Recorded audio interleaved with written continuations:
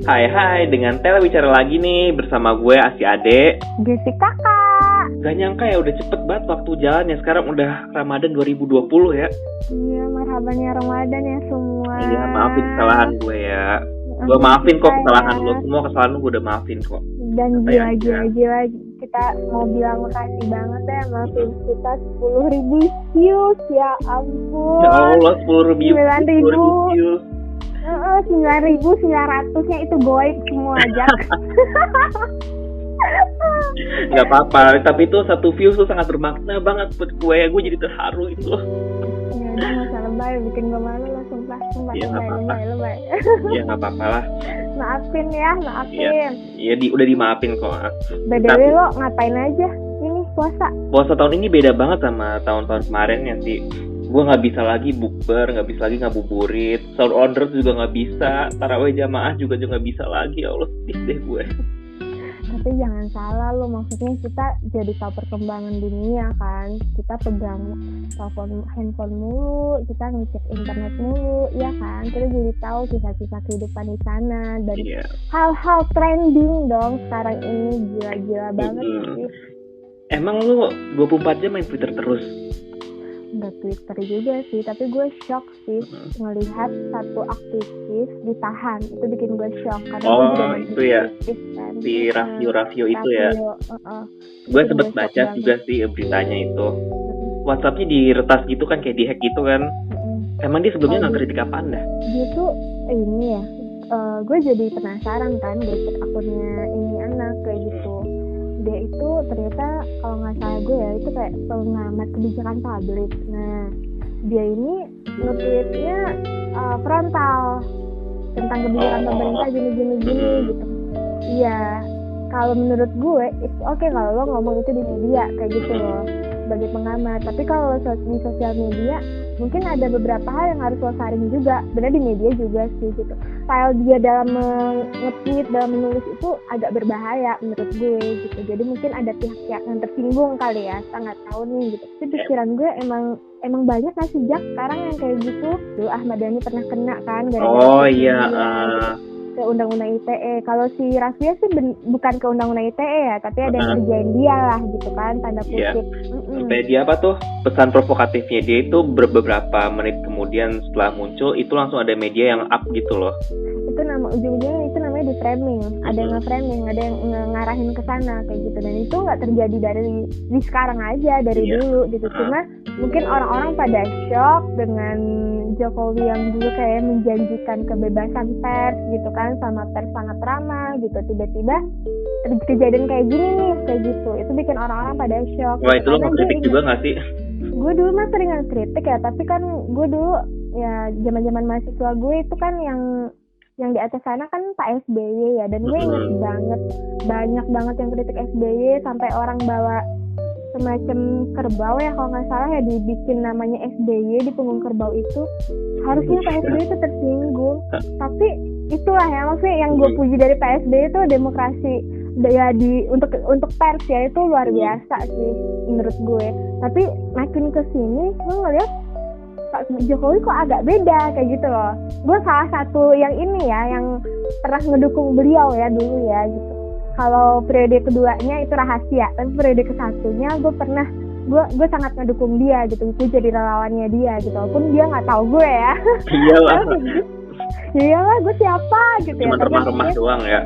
Remah-remah doang, tapi kan gue juga pernah jadi ekonomis jurnalis kan di salah satu media di Indonesia. Terus ketika zaman-zaman pemilihan presiden itu kan zaman-zaman kampanye ya, di campaign 6 bulan itu, sekitar 6 bulan atau berapa bulan gue ngikutin dia mulu tuh, Jak. Itu ya tahun berapa tuh? 2014. Gue ngikutin dia, gue ngeliat banget gimana dia ke wartawan kayak gitu. Jadi ini bikin shock menurut gue ya, ini bikin shock gue yang pernah ada di masa Pak SBY sama Pak Jokowi. Waktu itu kan gue di periode 3 tahun ya gitu, di antara SBY sama Pak Jokowi. Gue jadi shock kayak gitu, ini kok jadi begini sih gitu. Nah, gue sih mau ngarahin ya ke orang-orang nih gitu, kalau lo nge-tweet itu lo bener-bener harus hati-hati banget deh sekarang gitu, karena undang-undang ITE tuh luar biasa. Kalau gue bilang luar biasa. Luar biasa apanya nih? kampret kali ya. Salah banget gue gitu, maksud gue kayak lo nge-tweet satu lo bisa diapa-apain sama orang kayak gitu. Emang kalau misalnya nih gue mau ngekritik nih, itu gimana sih yang baik biar nggak ada yang tersinggung gitu sih?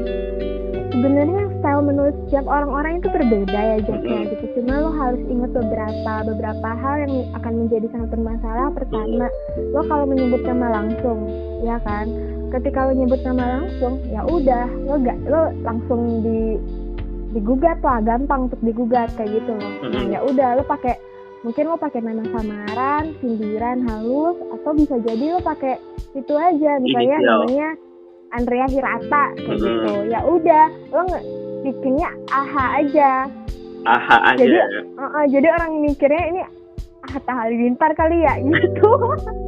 Pokoknya tapi intinya nggak boleh nyebut merek dulu ya. Kalau bisa jangan, menurut gue ya. Yang kedua, pemilihan diksi lo boleh seakan-akan lo tahu semua kayak gitu kan. Tapi hati-hati, lo bukan media. Kalau lo nih kayak gue nih ya, gue waktu sebagai wartawan gue bisa mengkritik lewat tulisan gue. Ketika tulisan gue salah, yang ngelindungin gue ada pemimpin redaksi gue, timret gue.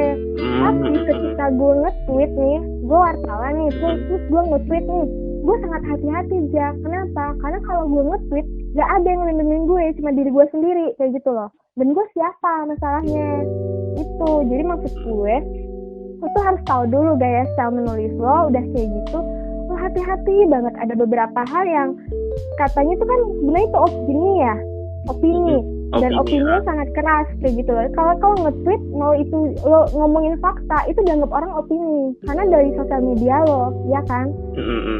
Jadi apapun yang lo nge-tweet itu, maupun meskipun itu fakta, masih dianggap opini sama orang.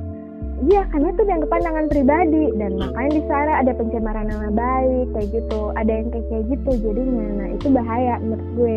Lo hati-hati banget deh kalau yang kayak gitu. Gue sebenarnya kayak gimana ya? Gue bilang ini serius banget ya bahasan kita ya, tapi maksud gue penting untuk ngasih tahu ini gitu loh, karena gue tahu banget ranah ini nih gitu. Gue dulu pernah nulis di salah satu kampus ternama di Indonesia, asik. Gue kuliah di sana. Gue pernah nulis tentang tulisan gayanya Fisher. Nah, gue tahu ketika gue tulis gaya Fisher namanya penulisannya. Jadi Fisher. Jadi tulisannya itu ada yang berupa news, berita, ada yang berupa Fisher. Kalau news itu cover all set, lo harus semuanya tuh cover all set. Tapi kalau Fisher tuh lebih ke kayak bahasanya tuh lebih ke sastrawi kayak gitu loh, lebih kayak ada puitisnya kayak gitu. Nah gue ngewawancara pihak kampusnya, cuma ceritain tentang anak ini gini-gini gitu. Gue jadi dan itu tuh jadinya pihak kampus tersinggung, dia minta klarifikasi sama gue, tapi dia nggak bisa ngapa-ngapain gue. Kenapa? Karena gue tahu nih gue nggak melanggar etika jurnalistik kayak gitulah ya. Nah, untuk itu aja, gue sangat berhati-hati gitu loh untuk menulis di media massa gitu. Jadi tulisan gue itu masuk ke media massa intinya, karena kalau mau lulus satu mata kuliah itu gue harus masukin ke media itu, ke salah satu media kayak gitu. Gue nggak mau ngedetail ini ya gitu, nanti ketahuan siapa gitu. Tapi maksud gue untuk menulis di media massa aja itu tuh udah ada etika gitu loh. Nah, ketika lo nulis di sosial media harusnya lo juga beretika, lo hati-hati kayak gitu. Mau lo setahu apapun gitu, tetap aja itu dianggap pandangan pribadi lo. Mau lo punya fakta pun, lo bakal rawan akan gugatan kayak gitu. Ini hati-hati banget deh buat semuanya gitu. Apalagi zaman now ya. Nah, apalagi gue kesel dengan zaman now ini kayak gitu. Gue nggak mau lagi denger ada teman-teman aktivis yang kayak gitu, walaupun gue nggak kenal ya gitu. Tapi karena gue pernah berada di ranah itu gitu, dan mungkin sekarang gue masih di pikiran gue masih aktivis gitu ya, tapi gue dengan cara yang lain ya. Kayak kemarin aja ya kita ngebantu misalnya kayak klien kita kantor, dan kita bantu, kita jalannya sekarang berbeda kayak gitu. Tapi tetap kita tetap mengkritik pemerintah juga, tapi dengan jalannya mungkin yang lebih mengena gitu. Karena kita ngeliat, tapi yang gue lihat nih, gue suka anak-anak kayak gini. Sebenarnya itu banyak banget anak-anak Indonesia yang kayak gini kan. Beberapa temen gue bahkan jadi politisi muda di Indonesia sekarang kayak gitu. Nah, gue nggak mau lagi nih kejadian kayak gitu. Tolong hati-hati banget loh kalau mau nge-tweet tuh, lu mikir banget deh kayak gitu. Karena bahasa lo itu satu kata aja yang salah itu bisa digugat, itu bahaya. Serem Dan banget ya. serem banget sih Jak, makanya gue juga kalau main Twitter sih jarang ya, karena bukan karena gue takut ya, gue udah kesel aja gitu kan. Gue kalau main Twitter gue pasti kritik mulu dah gue. Jadi daripada gue main Twitter ya udah mending gue bikin podcast aja sama lo ya. Untung aja ya gue Twitter tuh paling yang hal-hal receh doang atau apalah ya, atau enggak resep masakan, atau enggak tentang yang cinta-cintaan kali ya. Oh, bagus sih. Kalau yang kayak gitu jauh dari gue soalnya. Kita beda kelas, beda banget kelas kita kayaknya ya. Iya keras banget ya ini gue ya. Ya udah deh kita ngomong hal receh deh biar nggak pada pusing sama gue. Aduh, pusing gue. Selain ini lagi heboh-heboh yang kayak gitu tuh, sekarang gue lihat tuh apa sih brush challenge apa sih di TikTok ya, pada gila-gilaan gitu ya sekarang ya. Challenge ya. Jadi lu kayak muka lu make up sama teman-teman lu, terus brushnya dilemparin ke teman lu, terus lu cantik gitu deh pokoknya. Ini ya gue juga kayak bisa juga kayak gini ya, maksudnya iya sih kan lagi ini ya, lagi WFH semua gitu kan. Ya udah daya kreativitas kita kan jadi tinggi gitu kan. Gue mikirnya kayak ini bagus banget sih kulitnya, kayak iya sih jadinya lo happy. Terus ada juga tuh temen anak kantor lama ya Jak ya. Iya. Nah, si anak ini ya udah di Dewi TikTok pokoknya itu. TikTok mulu gitu cuy di statusnya. TikTok mulu cuy di status WA, ya Allah. Dan gue bahagia ngeliatnya kayak ini orang ada aja gitu yang lucu dari dia, lucu banget gitu kan. Jadi sehat sih menurut gue TikTok itu. Gue nggak tahu TikTok itu selalu ada dance ya, karena dia selalu ngedance. Gue lihat, gue mikirnya kayak kalau dia sering-sering kayak gini kan sekali dance pasti kan nggak selalu bagus ya hasilnya nggak sih. Jadi tapi itu TikTok jadi, tuh bukan selalu ngedance aja. Iya ada suara gitu macam-macam kan. Di sini gue ngeliat kayak kalau pakai ngedance ini itu pertama udah ini nih udah olahraga buat tubuh lo kan, itu udah bagus nih kayak gitu. Terus lo ngomong gitu kan, lo ngomong tuh udah hal positif. Kayak kita sekarang bikin bicara nih kan biar kita nggak stres. Iya, biar lo nggak stres kan. sih. Iya lu sih Jak, gue sih mohon maaf ya. Gue kira gitu ini bagus sih, maksud gue lo boleh ngikutin hal-hal berbau trending. Yang pertama tadi udah lo hati-hati juga. Terus ya udah lo kalau nggak mau yang berat-berat ya udah lo bisa main TikTok lah, mau ngapain lah gitu, banyak kok yang bisa lo lakuin di sini. By the way, ini tahu Jak ada banyak yang minta bahasan tentang ini. Apa tuh? Konon kabarnya nih Jak ya, banyak yang pada galau kan udah jomblo ya. Terus disuruh WFH kan pusing ya Jak ya. Udah jomblo WFH lagi ya Allah. Terus pada nanya, pada bilang bikin dong nih cara-cara menggait cowok gitu tuh, gimana sih menemukan jodoh gitu kan gitu.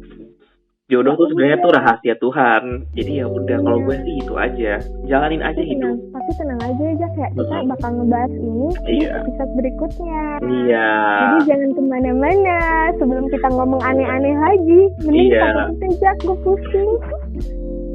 Udah mungkin sekian itu aja kali ya kita ngomong ini ya. Bye. Sekian dan terima kasih ya guys.